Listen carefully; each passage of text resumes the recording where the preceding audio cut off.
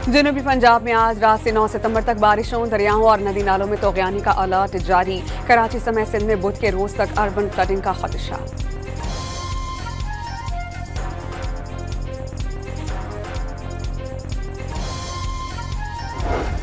मुल्क भर में आकाए दो जहां का जश्न विलादत मजहबी अकीदत और एहतराम से मनाया गया।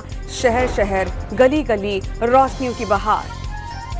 और यौम दिफा पर मुल्क भर में जोश और जज्बा। 1965 की जंग में भारत को तारीखी धूल चटाने की याद में तकरीबात। कौम का शहदा को खिराजे अकीदत।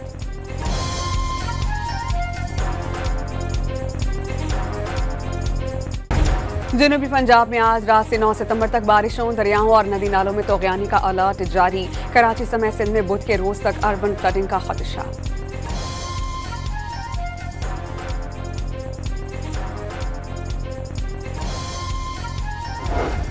मुल्क भर में आकाए दो जहां का जश्न विलादत मजहबी अकीदत और एहतराम से मनाया गया। शहर शहर गली गली रोशनियों की बहार। और यौम दिफा पर मुल्क भर में जोश और जज्बा। 1965 की जंग में भारत को तारीखी धूल चटाने की याद में तकरीबात। कौम का शहदा को खिराजे अकीदत।